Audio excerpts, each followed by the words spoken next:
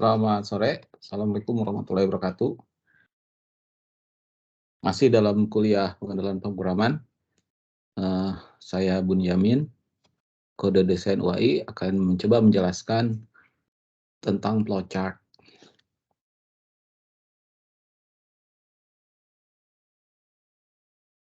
Kita mulai dari definisi.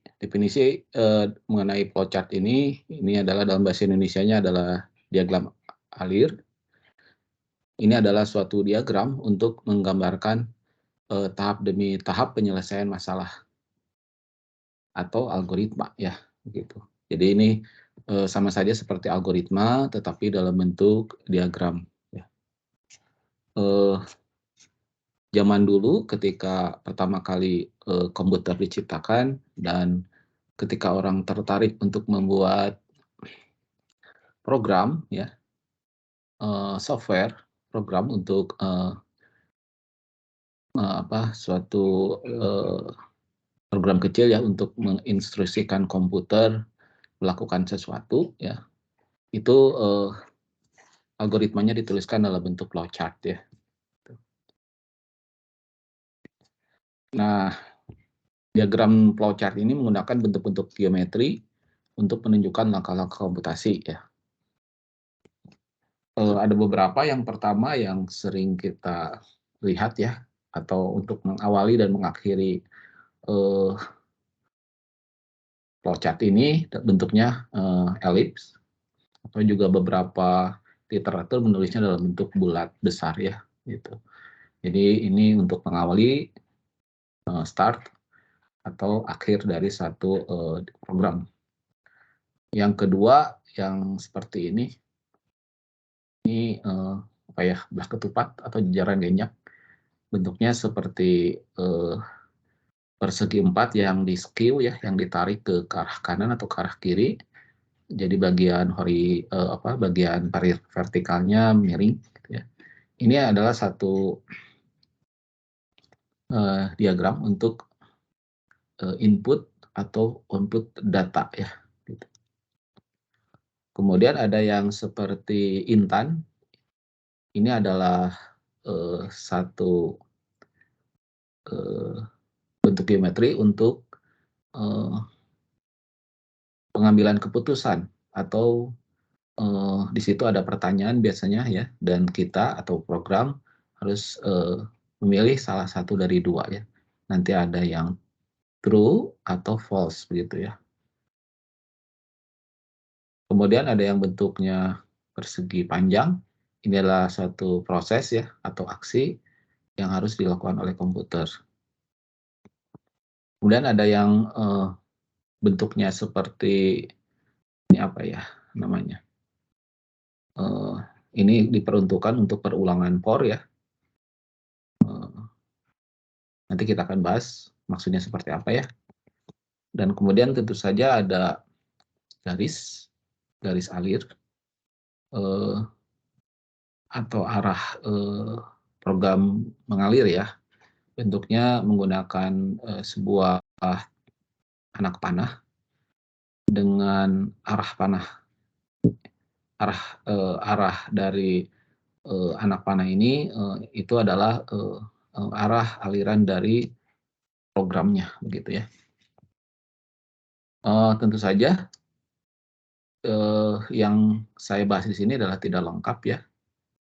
Jadi tentu saja, kalau, lihat literatur yang lain tentu saja ada yang lebih lengkap ya. Cuman saya rasa untuk perkuliahan memperkenalkan algoritma ini, flowchart yang ini cukup bermanfaat ya. Oke, kita langsung ke contoh yang pertama yang disebut dengan, sekuensial atau runtunan ya. Jadi, ada 3 jenis sih yang disebut apa yang, eee, 3 jenis ketika kita, akan menyelesaikan, permasalahannya. Cara yang pertama ya bisa diselesaikan dengan cara runtunan atau sekuensial ya. Jadi kita mengerjakan, berdasarkan, step-nya ya. Jadi step 1 kita melakukan, aksi apa, step 2 apa, step 3 gitu ya, step 4 dan selanjutnya ya sampai, eee, step ke terakhir begitu ya. Nah, itu yang disebut dengan sekuensial ya. Nanti di slide berikutnya kita akan lihat bagaimana permasalahan diselesaikan dengan perulangan ya, dan juga ada yang dengan percabangan atau pemilihan ya, gitu. Ini contoh yang sederhana ya. Buatlah algoritma untuk menghitung luas persegi panjang. Tentu saja sudah pada tahu ya, persegi panjang itu bentuknya seperti ini. Ada panjang ya, dan ada bagian lebar ya. Panjang itu dari sini sampai sini, sementara lebar dari sini sampai situ ya. Nah, luas itu rumusnya adalah panjang kali lebar gitu ya. Oke, kita lihat bagaimana jika diselesaikan menggunakan pseudocode ya. Oh, sebelum itu kita lihat dulu ada informasi tambahan ya, bahwa masukan dari algoritma ini adalah panjang dan lebar ya. Jadi nanti akan ada nilai ya, panjang dan nilai lebar ya. Yang nilainya kita tidak peduli berapa ya, begitu. Sembarang lah nilainya gitu ya. Tentu saja tidak mungkin nilai panjangnya 0 ya, dan lebarnya 0 ya. Atau kedua-duanya 0 gitu, nggak mungkin ya. Kita lihat keluarnya luas ya. Jadi masukkan panjang dan lebar nanti akan keluar dari algoritma kita luas ya. Oh, ternyata tidak di pseudocode ya. Kalau kita lihat sebagaimana slide sebelumnya, untuk mengawali proses penyelesaian masalah dengan menggunakan flowchart, kita menggunakan yang pertama bentuk elips ya. Bentuk elips ini untuk mengawali dan mengakhiri proses ya. Kita tulis aja mulai atau boleh juga dengan kata start ya. Di tahap berikutnya, di step berikutnya akan input panjang dan lebar ya. Saya kasih gambar di sebelah kanan.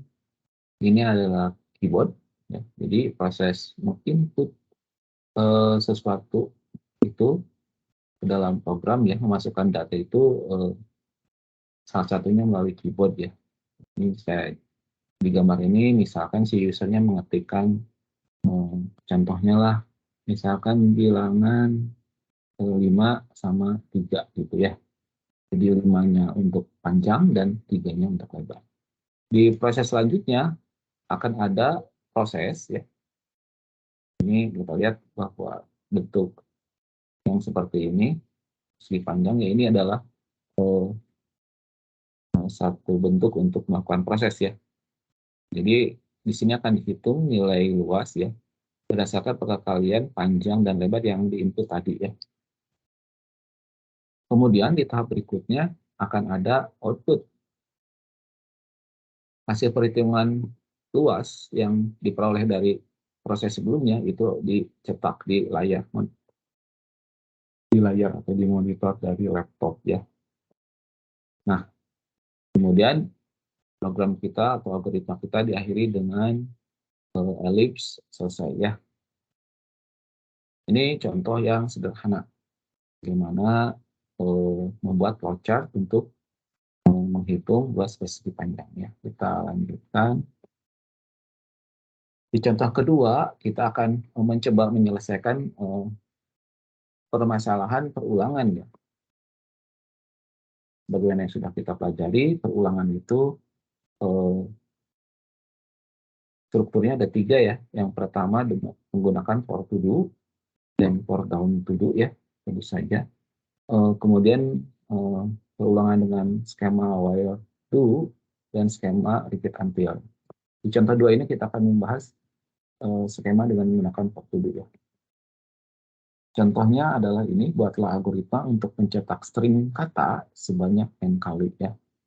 Kita lihat bahwa masukannya adalah string kata ya, tentu saja kata ini nanti dijadikan variabel ya, dan nilainya akan berubah-ubah tergantung masukan dari user ya. Kemudian bilangan bulat n ya, dan keluarnya string kata sebanyak n kali.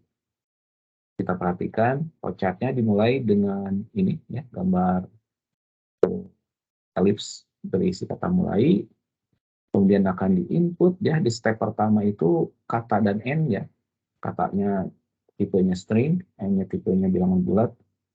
Tentu saja kalau di flowchart itu tidak disebutkan tipe datanya ya. Jadi kita langsung menggunakan variabel aja gitu. Nah, perhatikan ini ada bentuk yang seperti ini. Ini kita baca ini dari 1 hingga n ya. N-nya sudah ada kan tadi dari inputannya. Akan di-outputkan kata ya gitu. Nanti ada tanda panah ke atas ya, kayak begini.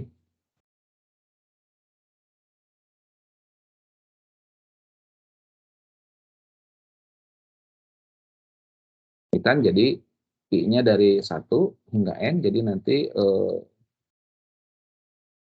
akan diulang sebanyak n kali berarti ya, karena ini dari 1 ya. Kalau n-nya misalkan 5 berarti 1 sampai 5 kan ya. Jadi nanti I-nya yang pertama ya itu akan mencetak output kata ini ya. Terus nanti I yang kedua,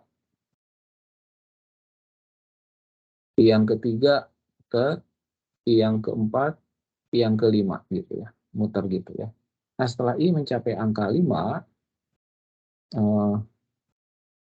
maka proses pencetakan kata berakhir ya. Nanti akan keluar dari perulangan ini dan selesai gitu. Sekarang kita masuk ke contoh ketiga, yaitu perulangan while do. Buatlah algoritma untuk mencetak barisan bilangan bulat dari A hingga B ya. Ini masukannya bilangan bulat A dan B. Kemudian keluarannya barisan bilangan bulat dari A hingga B ya. Jadi misalkan kalau A-nya diisi 3, B-nya diisi 5, maka yang akan kecetak adalah 3, 4, sama 5 gitu ya. Ini flowchart-nya kita mau buat bentuk begini ya, mulai kemudian ada input ya, A, B. Nah, perhatikan kita akan menggunakan I sebagai variabel pencacah ya, diberi nilai A. Kemudian di sini ada semacam pertanyaan ya, apakah I-nya lebih kecil atau sama dengan B gitu ya, dia ada tanda tanya. Nah, di sini nanti tentu ada true atau false ya. Kalau saja tadi I-nya 3 dan B-nya 5 ya. Kalau A-nya 3, B-nya 5 dan ini I-nya berarti 3 ya. Kita lihat ya. I-nya 3 lebih kecil sama dengan 5. Di sini tentu saja true ya. Kita lihat. Nah, ini ada dua kemungkinan ya. Kalau dilihat dari nilai-nilai yang kita masukkan di atas ya, nilai 3 itu lebih kecil atau sama dengan 5 ya, true maka dia ya. Akan turun ke sini. Kemudian akan dicetak I. Nah, jadi kalau di layar pasti tentu akan kecetak I itu nilainya 3 ya, akan kecetak 3 yang ini nih. Gitu ya. Kemudian perhatikan ada proses increment ya, ini menambah nilai I dengan bilangan 1 ya. Sehingga I yang asalnya 3 di sini, jadi ini 3 ditambah 1, ini jadi 4 ya. Kemudian ini ada loop ke atas, jadi I yang asalnya 3 tadi itu naik ke atas jadi 4 ya. Ini saya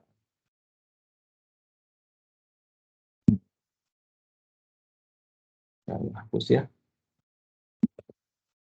Jadi ini sekarang 4 lebih kecil atau sama dengan 5 ya. Kita cek ya, dan ini masih true ya. Jadi loopnya masih ke sini nih. Arah alirannya masih ke sini ya. Cetak I-nya saat ini adalah 4 ya. Jadi kecetak 4. Kemudian di bawahnya ada proses pertambahan lagi ya. Saya hapus dulu.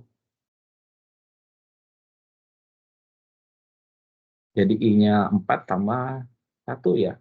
4 tambah 1 jadi 5. Naik ke atas lagi.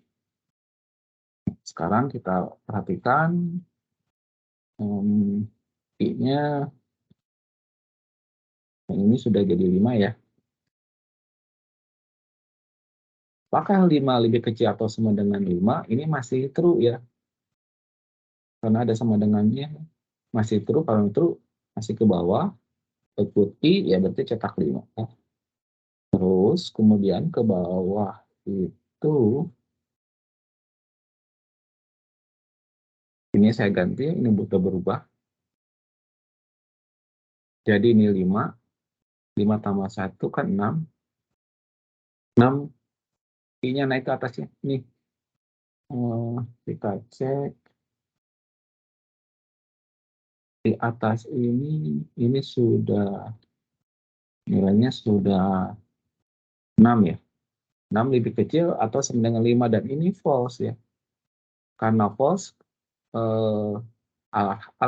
aliran program tidak lagi ke bawah tapi ke arah sini ya. Kita lihat gitu ya. Ini selesai. Nah, outputnya yang kecetak di layar adalah ini tadi ya, 3, 4, 5 begitu. Oke, kita lanjut ke repeat until.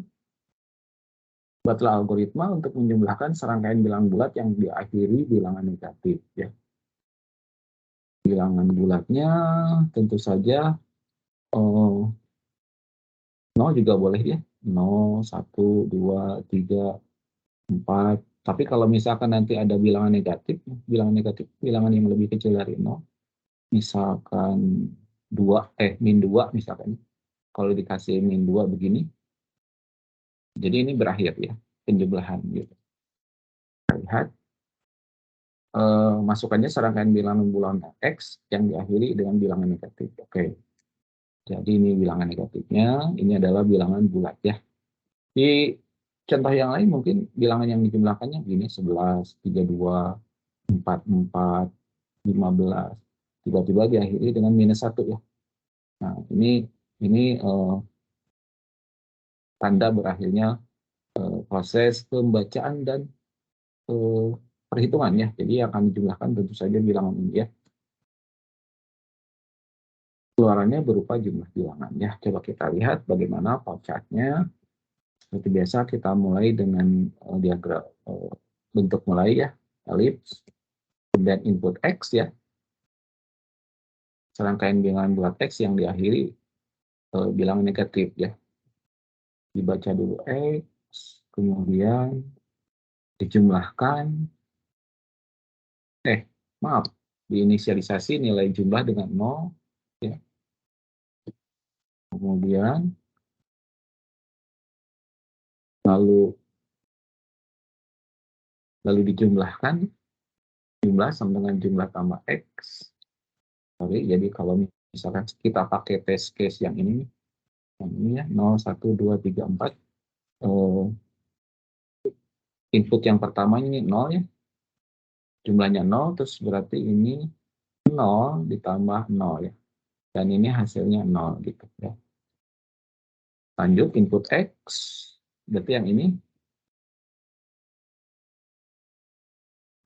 anggap saja ini 1 ya.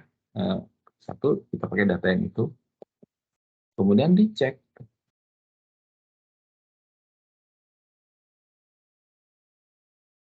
Apakah X-nya lebih kecil dari 0? Yang barusan itu 1 ya. X lebih kecil dari 0, tentu saja false ya. Nah, ini false atau tidak ya, kita bisa lihat. Nah ini saya pakai gambar ini, ya dan tidak. Kalau tidak, apa yang dikerjakan? Nah, kalau tidak akan naik ke atas ya. Jadi di sininya false, tidak, naik ke atas ya. Terus akan dijumlahkan. Ini jumlahnya kan masih 0, nah X-nya itu adalah, tadi kan input 1 ini 1 ya. 1 tambah 0, ini 1 tambah 0 itu adalah 1 ya. Kemudian diinputkan lagi 2 ya. Jadi yang ini 2 ya. Terus dicek di sini apakah 2 lebih kecil dari 0 dan masih false ya. Masih tidak, naik ke atas. Si jumlah akan ditambahin dengan angka 2 tadi itu ya.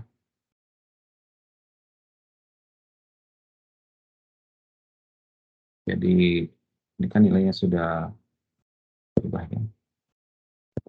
Jadi nilai jumlah tadi 1, X-nya 2 ya. 1 tambah 2 jadi 3. Gitu. Lalu diinput lagi bilangan 3 ini ya. Ini saya ganti aja gitu, 3. Terus dicek apakah X lebih kecil dari 0 dan 3 ini itu harusnya lebih besar dari 0 ya. Jadi masih false, naik ke atas. Kemudian dijumlahkan ya.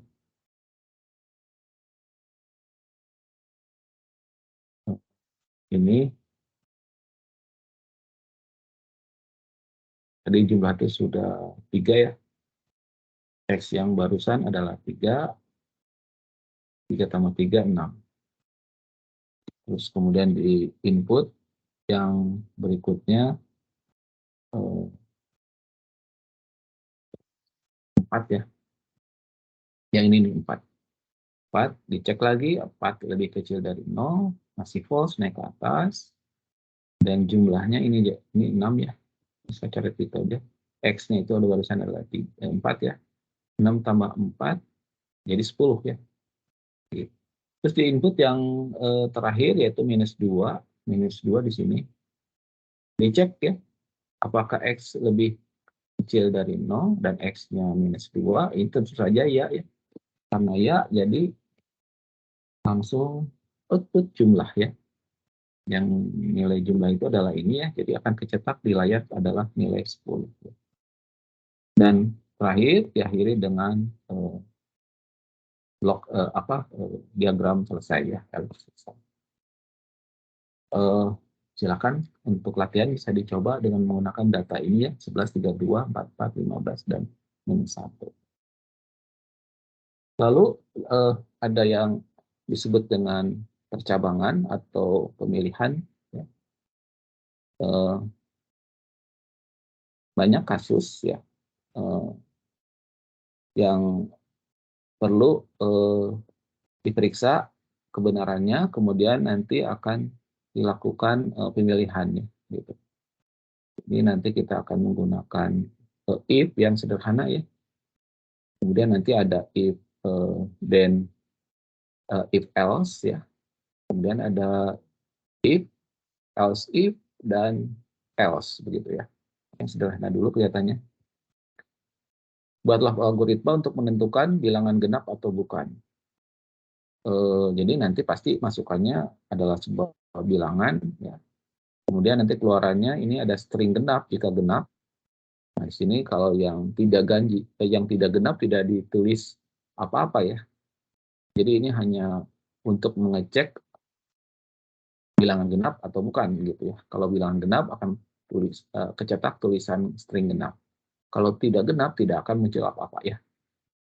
Kita lihat flowchart-nya, input bilangan dulu ya, kemudian diperiksa dengan bentuk intan ini ya, bilangan mau 2 apakah sama dengan 0. Nah, ini untuk mengecek apakah si bilangan ini bilangan genap atau tidak ya. Kalau iya maka dan ini kalau tidak ya, kita cek kalau iya akan dicetak genap. Kemudian selesai. Tapi kalau tidak, kita lihat tidak dicetak apa-apa ya. Kayak gitu. Lanjut, ini adalah percabangan if else. Jadi beda dengan yang tadi, kalau yang sebelumnya kan dilihat ini kalau ya akan ada aksi yang dicetak berupa pencetakan, tapi kalau tidak ini tidak ada apapun ya. Nah, kalau di sini if else, ini ada aksi yang dikerjakan jika ya dan jika tidak ada aksi yang dikerjakan ya. Nah, ini contohnya buat algoritma untuk menentukan apakah seorang anak mendapat hadiah atau tidak. Seorang anak mendapat hadiah jika peringkat 1 di kelasnya. Wah, ini masuk berat ya, peringkat 1. Masukannya berupa peringkat, tentu saja dalam bilangan bulat ya, kan peringkat itu tidak mungkin ada bilangan pecahan ya. Kemudian ini ada keluarannya berupa string mendapat hadiah jika peringkat 1, tidak mendapat hadiah jika tidak ya. Maksudnya jika tidak peringkat 1. Oke, kita lihat flowchart-nya mulai input peringkat, lalu ada pertanyaan ya, di sini pengambilan keputusan, apakah peringkatnya sama dengan 1? Nah, kalau ya gimana, kalau tidak bagaimana? Kalau ya akan cetak output mendapat hadiah. Kalau tidak, output tidak mendapat hadiah. Maka akan ke arah sini ya. Kemudian selesai begitu ya. Oke, lanjut. Ini percabangan if diikuti dengan else if ya. Kita lihat soalnya betul algoritma untuk menentukan apakah sebuah tim sepak bola menang, imbang, atau kalah. Tim sepak bola dinyatakan menang jika skor mencetak bolanya lebih banyak dari lawannya. Imbang jika skornya sama banyak, dan kalah jika skor mencetak bolanya lebih sedikit dari lawan. Masukan berupa bilangan bulat A dan B ya. A menyatakan skor mencetak dan B skor kebobolan. Keluarannya string menang, imbang, atau kalah bergantung kondisinya ya tentu saja. Kita lihat ini flowchart-nya, kelihatannya ini untuk yang ada cabang yang banyak ya. Ini flowchart-nya harus digeser ke arah kiri ya. Kita lihat input AB sebagaimana tadi disebutkan ya, A ini adalah skor mencetak dan B adalah skor kebobolan. Terus ditanya, apakah A-nya lebih besar dari B? Kalau ya, tentu saja output menang ya. Misalkan A-nya kan 5 gitu ya, B-nya 3. Tentu ini kan lebih banyak mencetak daripada kebobolan ya, maka akan dicetak di layar menang. Nah, kalau tidak, dicek apakah sama dengan. Kalau sama dengan, ya nanti kemungkinannya tentu 2. Kalau ya, tentu akan dicetak imbang ya. Kemudian akan ke sini dan nanti tentu saja di sini selesai ya. Nah, kalau tidak, di sini kemungkinannya pasti hanya tinggal 1 kan. Kalaulah tidak lebih besar A dari B, kalau sama dengan, atau yang terakhir ya berarti A-nya lebih kecil dari B ya. Nah, untuk kasus seperti ini kita tidak perlu cek lagi ya, karena ini udah pasti nilai akhirnya seperti ini, else ya, gitu. Jadi ini if, ya, ini if, gitu. Oh, sorry. Ini if, terus kemudian ini else if, gitu ya. Nah, tapi kalau yang ini else ya. Begitu ya. Nah, ini selesai. Kan jadi kalau input A dan B-nya 53, tentu saja yang di layar akan kecetak ini ya, menang gitu. Tapi kalau misalkan yang kecetaknya, yang skornya adalah 33 ya, di sini kan false ya. A lebih besar dari B false, jadi ke arah sini alirannya. Dari sini dicek ya, apakah A sama dengan B, dan true ya, kalau true jadi ke sini ya, alirannya terus ke sini. Perhatikan untuk yang skor 33, aksi yang dicetak hanya 1 yang ini ya. Yang ini tidak dilakukan, ini tidak dilakukan. Tapi kalau misalkan skornya 34 ya, 34 di sini false ya, di sini false juga. Nah, berarti kan ke arah sini ya, alirannya ke sini, ke sini, ke sini ya. Jadi yang kecetak adalah ini ya, output gitu.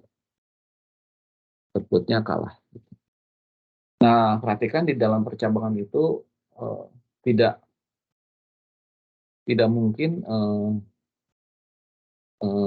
dilakukan satu proses aksi yang ketiga-tiganya ya. Kelihatan di sini kalau misalkan tadi skornya 53, maka yang akan dilakukan adalah yang ini ya. Kalau skornya 33, maka hanya ini gitu ya. Kalau skornya 3-4, ini yang ya tidak mungkin terjadi tiga-tiganya atau 2 gitu ya, tidak mungkin, jadi hanya salah satu ya. Oke, kita lanjut. Nah, ini kita akan coba menjawab soalnya sudah dalam bentuk pseudocode ya, disuruh mengubah menjadi flowchart. Oke, kita coba ya. Yang pertama mulai ya, kita bikin elips begitu, terus kan input ya, input tuh tadi kayak begini.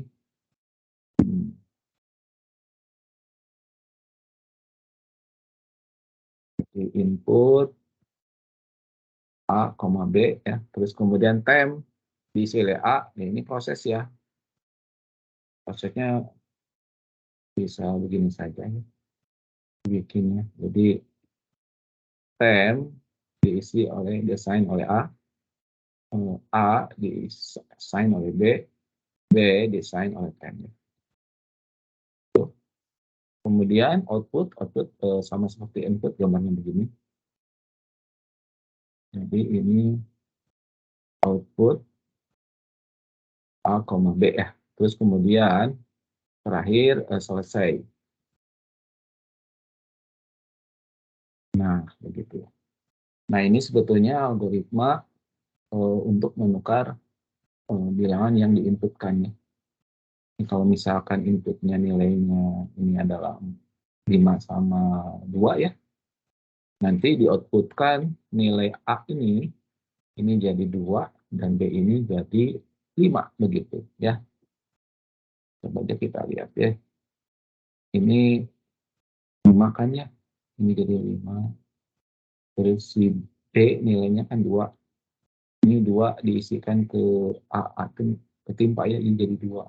Terus si temp kan 5 tuh. 5 isikan ke B, asalnya 2 ketimpa. Ini jadi 5 ya. Jadi kita lihat si A itu nilainya 2, si B itu nilainya 5. Seperti itu ya. Lanjut. Ubah menjadi flowchart luas lingkaran. Nah, ini silahkan dicoba ya. Untuk konstanta kita tidak perlu deklarasikan sih ya. Langsung aja nanti di perhitungannya ini menggunakan konstanta ya. Kita coba aja ya. Baik, terus kemudian ada input ya. Inputnya hanya jari-jari.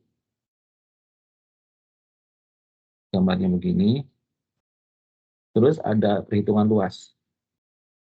Nah,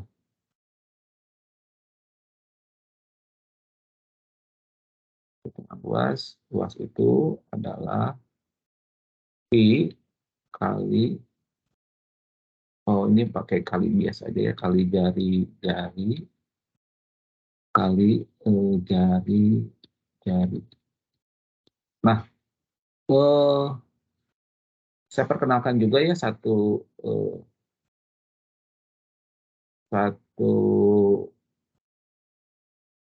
diagram juga untuk membuat komen ya. Komen biasanya bentuknya begini ya. Ini kan karena pi tadi kan kita nggak deklarasikan, jadi boleh aja ditulis pi. Itu adalah konstanta.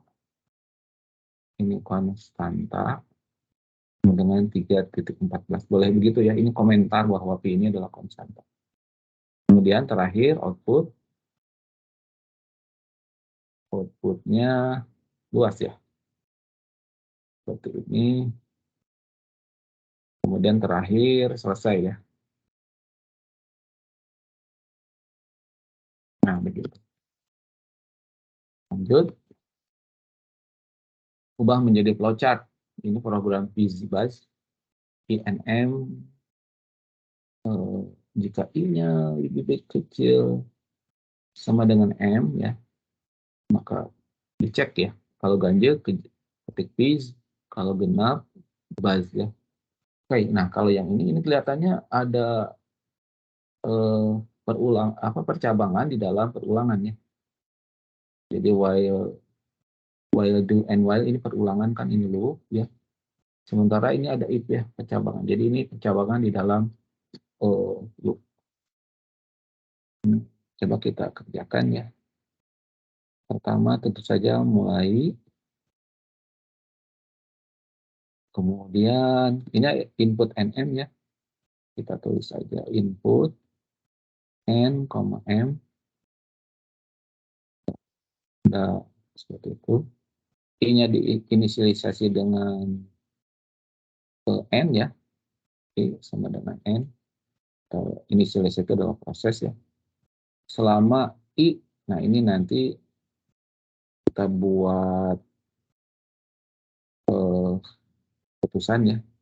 I lebih kecil berarti I lebih kecil sama dengan M. Terus kita kasih tanda tanya ya. Nah terus nanti if I mod 2 ini kalau ya ya. Ini kalau ya, ini kalau tidak. Oke. Kalau tidaknya ke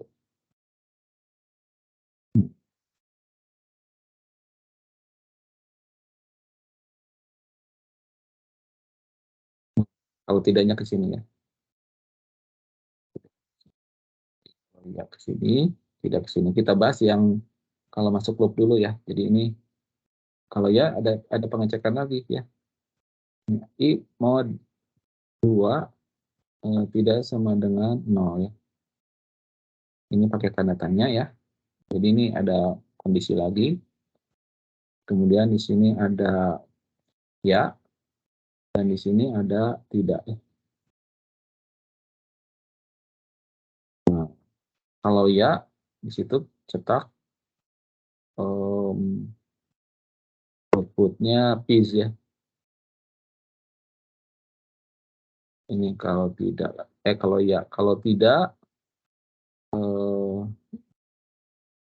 di sini langsung output buzz ya. Nah, oke sampai situ. Terus bagian ini nanti ketemu dengan proses ini ya. Jadi ke sini ini saya kasih tanda bagian 3 ya. Sambung ke sini aja lah ya ini. Jadi 3 ini sambung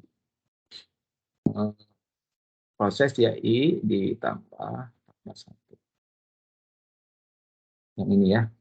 Nah, ini adalah loop ya. Jadi loop naik ke atas ya. Ini saya tulis 4 aja ya. Nah, ini di sini ada 4 ya. Jadi ini naiknya ke arah sini. Nih, ya. Jadi yang 4 ini tadi nyambung sini ya, naik ke atas gitu. Ini karena kertasnya, layarnya terbatas ya. Kayak gitu ya. Nah, kalau sudah beres ya, ini kalau sudah false di sininya, ini kan tidak. Tidak, nanti akan masuk ke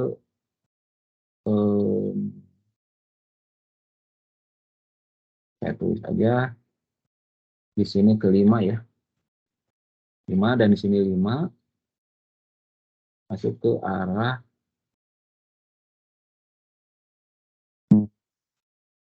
ini ya. Nah, gitu. Oh, sorry. Ini nggak ada. Jadi ini nggak nyambung.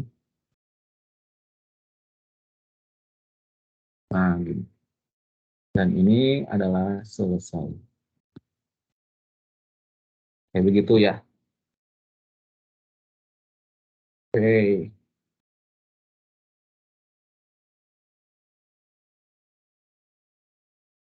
Ya, seperti itu ya. Untuk solusi nomor latihan 3. Latihan nomor 4, wah ini lumayan banyak. Coba kita lihat. Ada 2 lagi.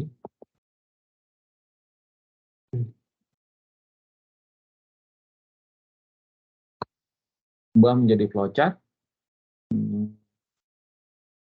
Ini ada if, terus ada else if-nya ada 2 ya. Ada 3, sorry. Dan ada 1 ada else ya. Kita tulis di sini aja lah, nimpa-nimpa itu nggak apa-apa ya.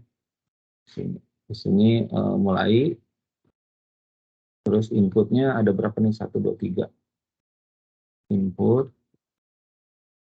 ini saya singkat aja lah ya. A, ini M, ini L ya. A, M, L.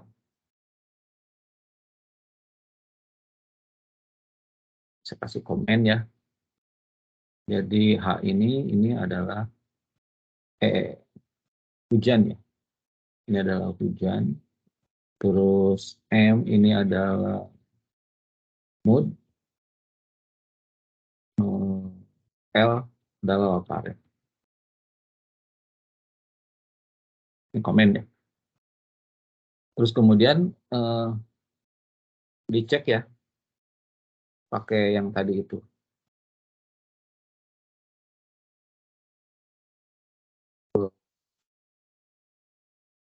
Nah, ini pengecekannya sepertinya kurang gede.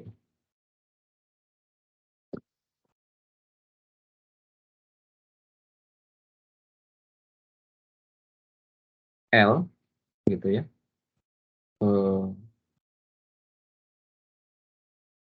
N, H dulu ya. Lapar berat, tapi kok ini lapar dulu. Sama aja berarti.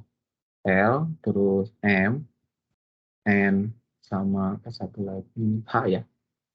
Kayak gitu kan. L, M, H. Nah, kayak gini. Ini tanda tanya ya. Nah, ini kalau ya, berarti ke sini ya. Ini akan cetak itu ya. Tutut jalan ke warung. Yang ini ya, jalan ke warung. Else if, berarti kayak gitu ya. Jadi kalau ini tidak, terus dicek lapar berat sama mood bagus. Bikin begitu. Lapar berat L, N, O, M gitu ya. Kita tanda tanya. Nah kalau itu true, goreng telur katanya ya. Output and maksudnya makan dengan telur gitu ya. Terus kalau lapar berat, aduh kalau lapar berat itu berarti kecuali ini ya, ini kan dicek ya, ini tidak ya. Terus ini tidak di sini. Nah ini karena kepotong, ini saya kasih ini angka 1 aja lah ya. Di angka 1 ini di sini nih. Lanjut. Terakhir lapar berat ya, lapar berat. Berarti L ya. L ini kayak tanda tanya. Kalau ya di sini maka akan cetak itu apa, ngemil kue ya. Output ngemil kue gitu. Yang ini. Kalau tidak, oh masih ada ternyata ya, banyak. Oh sorry, ini ngecek terakhir mode ya. Apakah mode bagus? Kalau ya, ini ruang sedikit ya. Kalau ya tentu saja ini latihan menulis ya, di situ nanti akan latihan menulis. Nah terakhir else ini tidak, ini membaca buku katanya di sini outputnya ya. Di sini outputnya membaca buku. Nah ini semua nanti ya, mulai dari yang ini kasih warna beda. Jadi yang ini, terus nanti ini, terus kemudian ini, di bawah ini, nanti ketemu ya, ketemunya kayak gini nih. Ada berapa ya? 1, 2, 3, 4, 5. 1, 2, 1, 2, 3, 4, 5, nanti ketemu dan ini selesai gitu. Kayak gitu ya. Oke, yang nomor 5 ubah menjadi flowchart seperti ini. Repeat until. Ya, oke. Mulai ya. Terus kemudian input N sama M ya. Terus I-nya diinisialisasi dengan N. Terus repeat. Nah, kalau repeat di sini tidak ada kondisi ya, langsung ini if I mode 2 sama dengan 0 ya. Jadi ini ngecek genap. Nah, kalau ya, ini kalau tidak ya. Kalau ya,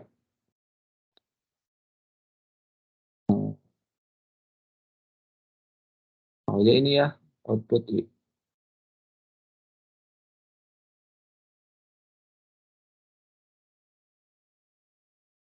oh, ya. Oke, lanjut. Nah, kalau tidak, ini kan tidak ada apa-apa ya, jadi ini ke sini. Nah, gitu. Ini ketemu, kemudian I-nya dinaikin 1 ya. Ditambah 1. Terus naik ke atas kan. Sini muter. Nah, ini muternya, oh enggak, ini bikin ini dulu ya. Nah, ini saya kasih 1 ya. Sambungin 1. Ada pertanyaan itu ya. I lebih besar dari M ya. Kalau misalkan tidak, nanti dia naik ke atas ya. Ini nomor 2. Ini saya tulis nomor 2. Ke atas, ini ke sini, ke arah sini nih.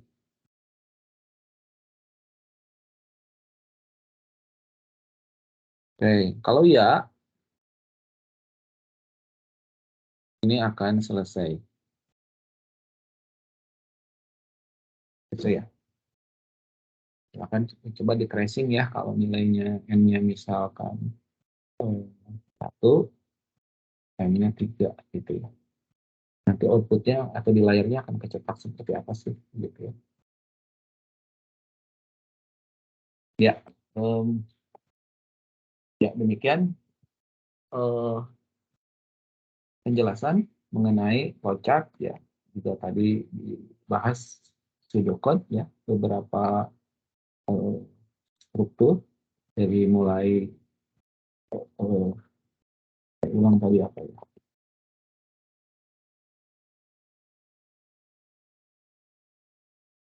dari mulai runtunannya sekuensial, kemudian ulangan, ada percabangan, ada perulangan dengan percabangan juga ya.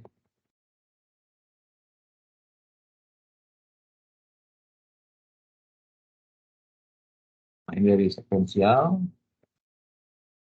terus ada perulangan ya, terus perulangannya for to do, terus ada while do, terus ada repeat until, kemudian ada if ya, percabangan atau analisa kasus atau pemilihan atau kondisian ya, ini banyak namanya. Terus ada if else,